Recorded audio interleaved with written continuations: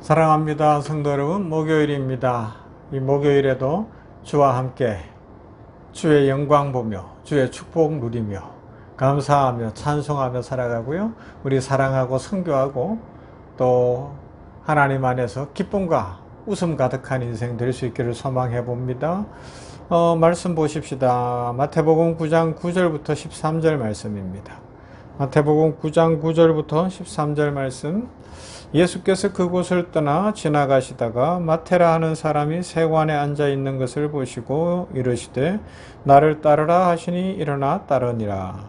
예수께서 마태의 집에서 앉아 음식을 잡수실 때에 많은 세리와 죄인들이 와서 예수와 그의 제자들과 함께 앉았더니 바리새인들이 보고 그의 제자들에게 이르되 어찌하여 너희 선생은 세리와 죄인들과 함께 잡수시느냐. 예수께서 들으시고 이르시되 건강한 자에게는 의사가 쓸데없고 병든 자에게라야 쓸데있느니라. 너희는 가서 내가 긍휼을 원하고 제사를 원하지 아니하노라 하신 뜻이 무엇인지 배우라. 나는 의인을 부르러 온 것이 아니요 죄인을 부르러 왔노라 하시니라. 아멘. 예수님께서 마태라는 제자를 부르시는 장면입니다.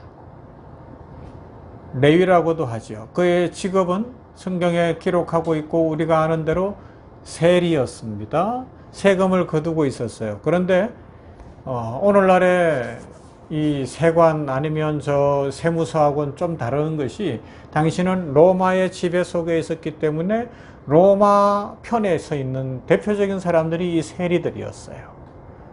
로마 총독이나 로마 관리들이 이야기를 하죠. 뭐 예를 들어 가버나움에 있는 세리다. 그러면 이번에 가버나움에서 세금 100만 원을 걷어라. 올해치 할당량은 100만 원이다. 그러면 인구수 대비 나눠보고 뭐 재산 이런 거 다 뭐 그리고 어부들은 얼마 이렇게 하면 되는데 그 정도로 끝나는 게 아니라 200만 원을 걷든 300만 원을 걷든 1000만 원을 걷든 그건 세리 마음. 그 다음에 어떻게 해요? 자기는 100만 원 로마로 보내면 되고 나머지는 내 거. 이럴 수도 있는 상황이었단 말이에요. 그렇기 때문에 삭개오 이야기에서도 보는 것처럼 이 세리들은 아주 뭐 부자일 수밖에 없었고 반면에 사람들로부터 손가락질 당하고 사람들의 미움을 받을 수밖에 없는 거예요. 자, 그런데 마태가 그런 자리에 있었어요. 그러니까 부정한 자리였습니다. 죄 짓는 자리였습니다. 그런데 주님은 그를 불러내시는 거예요. 불러내시는 거예요. 그리고 주님의 제자로 만들어 주셨어요. 놀라운 은혜인 줄로 믿습니다. 우리들이 다 그렇게 부름을 받았죠. 죄인의 자리에 있을 때 무조건적인 용서가 임하고 은혜가 임해서 우리들도 하나님의 자녀가 되고 하나님의 백성이 된 줄로 믿습니다. 그러하기 때문에 다른 사람을 뭐라고 이야기할 이유가 없어요. 나 자신을 들여다보고 하나님 앞에 감사하고 찬송하는 삶을 살아가야 한다는 것입니다. 그래서 이 말씀을 보다가 야, 나는 어떤가를 생각해 봤어요. 나 자신을 보는 눈을 가져야 되겠다는 거죠. 이번 주간에 그런 말씀을 좀 나누고 있잖아요. 내면을 들여다봐야 된다. 그런 말씀을 드리는데 같은 이야기예요. 쭉 생각해 보니까 학교 다닐 때 초등학교 때부터 뭐 생활 통지표라는 걸 받으면 성적도 쭉 나오죠. 성적도 나오는데 거기에 보면 또 선생님이 또 뭐 이 사람은 어떻다, 뭐 대인 관계는 좋다, 뭐 성실하다, 또 착하다, 뭐 이런 이야기들을 주로 이렇게 써줘요. 그죠? 뭐 그런 이야기 안 들었나요? 뭐 솔선수범하고 뭐 이런 이야기들 주로 써주잖아요. 그런데 이제 어느 시점이 되면 나한테 그렇게 해줄 수 있는 사람들이 별로 없더라고요. 좀 젊을 때만 해도 또 사람들이 야, 너 왜 그러냐, 뭐 내지는 너 공부 더 해야 되겠다, 아니면 뭐 이런 걸 해봐라, 뭐 이러는데 이제 중년 뭐 이렇게 넘어가면서 이 나이가 되니까 사람들이 저한테 뭐 목사님은 이래요 저래요 특별히 잘 이야기 안 하는 것 같아요. 이야기를 그렇게 사랑을 담아서 해주는 사람은 우리의 아내, 집사람이 해주고 또 어쩌다가 딸이 아빠 뭐 그러면서 또 좋은 이야기 아니면 어떤 하고 싶은 이야기 해줄 때가 있어요. 그 외에는 안 해요, 이제. 그죠? 뭐 저도 그러다 보니까 남들한테 싫은 소리 요새 전에는 참 잘했던 것 같은데 요새는 잘 안 해요.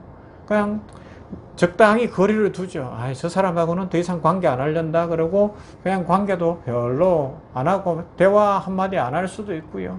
아이, 이 사람은 별로 안 봐도 되겠다 싶은 사람은 1년이 가도 얼굴 한 번도 안 볼 수도 있고요. 아니, 저 사람하고 내가 뭐 밥을 같이 먹어 그러면서 밥 안 먹고 지낼 수도 있고요. 그죠? 커피 한 잔도 같이 안 할 수도 있고 적절히 거리를 두고 뭐 내 관계를 이렇게 만들어가는 모습이 보여지더라고요. 그러다가 깜짝 놀란 거예요. 어느 날 거울을 들여다보는데 거울 속에서 내가 멀리하는 사람들의 얼굴이 내 얼굴에도 나타나는 것 같은 거예요. 그래서 자신을 보는 거울이 좀 필요하다라는 생각을 해봅니다. 세리 마태가 주님의 부름을 받은 것, 그 놀라운 은혜거든요. 그 은혜를 입은 우리들인데 그렇다면 자신을 보는 거울이 있어야 돼요. 여러분 다 하루에 거울 몇 번이나 보세요? 막 꾸미고 가꾸기 위해서 보는 거 뭐 꼭 필요할 수도 있겠지만 그것보다는 내면을 들여다보는 거울 말이에요. 자기 자신을 반성해 보는 거울, 자신을 솔직히 하나님 앞에서 비춰보는 그 거울이 있어야 될 것 같아요. 그러면 내가 미워하는 사람의 모습이 나한테도 있고 내가 거절하는 사람의 모습이 나한테도 있고 나도 이제 중년을 넘어서 아주 옹고집 같은 아니면 뭐 스크루지 영감 같은 노인으로 늙어갈 수도 있겠다라는 그런 위기감이 들더라고요. 선하고 예수님 닮아가고 성령 충만하고 말씀대로 살아가는 그런 아름다운 모습이 아니라 고집불통에 자기 생각만 있고 막 그 속에 화가 가득하고 남의 말은 1도 안 듣고 바꾸는 건 전혀 없는 그런 고집스러운 어떤 꽉 막힌 인생으로 살아갈 수도 있을 것 같아요. 그러나 주님은 또 마태를 부르신 주님이시기에 오늘 우리들도 불러주시는 거예요. 나를 따르라. 네 인생 새로 살아가자. 네 인생 바뀌어야 된다. 네 인생에 가야 할 복된 길이 있단다. 나를 따르라 말씀하시는 줄로 믿습니다. 그 음성을 듣고 우리 주님을 따라가면서 인생을 한번 바꿔보시지 않겠습니까? 인생을 한번 열어보시지 않겠습니까? 인생을 한번 펼쳐보시지 않겠습니까? 자신을 들여다보는 내면의 그 의를 가지고 자신을 들여다보면서 인생이 바뀌고 기쁨이 가득하고 다른 사람들에게 사랑을 나누어주고 용서를 하고 그러면서 은혜가 넘치는 그런 인생 말입니다. 이런 은혜로 삶이 충만하시고 기쁨 가득하게 되기를 주님의 이름으로 축원합니다. 참 좋으신 아버지 하나님 감사합니다. 주님의 부르심에 응답하여 주님의 자녀다운 삶을 살아갈 수 있도록 복을 내려 주시옵소서. 죄인 세리였던 마태를 부르신 주님, 나 같은 죄인도 불러주셨는데 자신을 들여다보는 내면의 거울을 가지고 옹졸하고 화내기 좋아하고 다른 사람을 비판하고 거리를 두는 늙은이로 변해가고 있는 것은 아닌지 스스로들 반성해보게 하여 주시옵시고 예수님 닮아서 용서하고 포용하고 사랑하고 함께 할 수 있는 넓은 마음을 가지고 살아가도록 은혜를 더하여 주시옵소서. 예수님 안에서 진정한 변화가 있고 예수님 안에서 새로운 인생이 펼쳐지는 줄 믿습니다. 이 은혜와 복을 누리는 우리 모두가 되게 하여 주시옵소서. 우리 나라와 민족을 불쌍히 보시고 정치, 경제, 사회, 문화 그리고 아버지 하나님의 교육, 의료 천반의 긍휼을 베푸시고 여야의 대치정국이 풀려지게 하여 주시옵시고 이 더욱고 힘든 때에 어렵고 힘들고 가난한 우리 국민들이 같이 살아갈 수 있는 길을 열어갈 수 있는 아버지 하나님의 지도자들이 되게 하여 주시기를 원하며 고집스럽게 자기들의 생각만을 관철시키려는 아버지 하나님이여 그 악한 정치 그만하게 하여 주시옵시고 아버지 하나님이여 서로 살릴 수 있는 정치를 해나가는 이 나라의 정치꾼들 되게 하여 주시옵소서.